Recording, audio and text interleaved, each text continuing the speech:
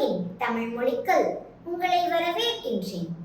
தை பிறந்தால் வழி பிறக்கும், தை திருமகளே வருக. இப்படிலாம் வர்ணிச்சு எல்லோரும் ஒரு மாதத்தை வரவேற்கிற அளவுக்கு பல சிறப்பம்சங்களை பொருந்திய இந்த தை மாதத்துல பௌர்ணமி நாளன்று பூச நட்சத்திரத்தோட ஒரு விழா ரொம்ப முக்கியத்துவம் வாய்ந்ததா கொண்டாடப்படுது. தைப்பூசத்தை பத்தி புராண கதைகளும் இதிகாச கதைகளும் பல உருவாக்கப்பட்டிருக்கு. அது எல்லாமே இந்த நாளை பத்தின ஆழமான கருத்துக்களையும் தத்துவங்களையும் நம்மளுக்கு உணர்த்துற வகையில தான் இருக்கு. சுமார் 1500 வருஷங்களுக்கு முன்னாடியே தேவார பதிகத்துல பொருந்திய தைப்பூசமாடி உலகம் பொலிவெய்த என்ற வரிகள் குறிப்பிடப்பட்டிருக்கு. சரி, இதெல்லாம் ஒரு பக்கம் இருக்கட்டும். தைப்பூசத்தோட சிறப்பம்சமே பூச நட்சத்திரம் கடகராசிக்குரியது. கடகராசியின் அதிபதியோ உணவு, விவசாயம், நீர் வளங்களை வாரி வழங்குற சந்திரன். தை மாதத்துல சூரியன் மகர ராசியில இருப்பாரு. அதனால சூரியனும் சந்திரனும் நேருக்கு நேர் பார்ப்பாங்க. இதன் மூலமா பூமியில வாழ்ற ஒவ்வொரு உயிர்களுக்கும் அபரிவிதமான ஆற்றல் பெருகுது.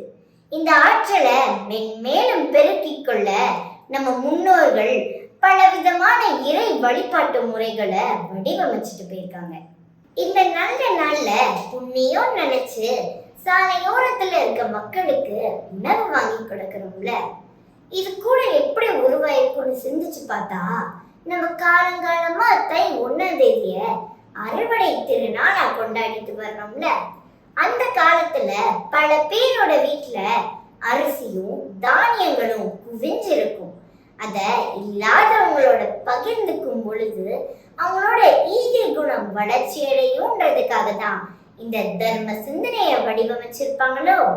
அது மட்டும் இல்லாம இத புண்ணியோட நினைச்சு ஒரு நாள் மட்டும் செய்யாம யாருக்கு எப்போ தேவைப்படுதோ அங்க தேடி போய் தர்ம சிந்தனையோட அவங்களுக்கு அத முழுவதுமா செஞ்சு கொடுக்கும் பொழுது பூச நட்சத்திரத்தின் அதிபதியான நீதிமான் சனீஸ்வரருக்கும் நம்ம மேல பெருமையா இருக்கும்ல.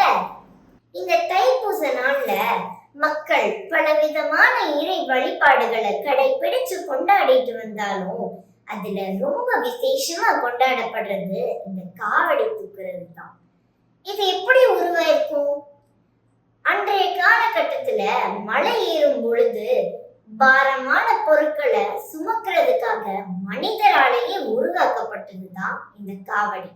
காவடின்றது ஒரு நீளமான மரக்கட்டையில தேவையான அத்தனை பொருட்களையும் சரி சமமா 2 பக்கத்திலையும் பிரிச்சு வச்சு கொண்டு போகும் பொழுது பாரமும் குறைவா இருக்கும், மலை பயணமும் சுலபமா இருக்கும். இத நம்ம வாழ்க்கை தத்துவத்தோடையும் பொருத்தி பார்க்கலாமா? ஒவ்வொரு மனிதனுக்கும் வாழ்க்கையில இன்பமும் துன்பமுன்ற சுமை இருந்துகிட்டே தான் இருக்கும்.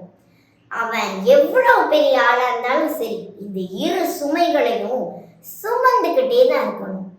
இந்த சுமைகளை கொஞ்சம் சுலபமா சுமக்கிறதுக்காக தான் மைய கோளாக இறை வழிபாடுகளையும் தர்ம சிந்தனைகளையும் நம்ம முன்னோர்கள் கற்றுக் கொடுத்திருக்காங்க. இந்த தைப்பூச திருநாள்ல ஞானிகளும் மகான்களும் மகத்துவமான பல செயல்களை செஞ்சு அவங்களோட வாழ்க்கை அவங்களோட பிறப்பின் பயன் அடைஞ்சிருக்காங்க.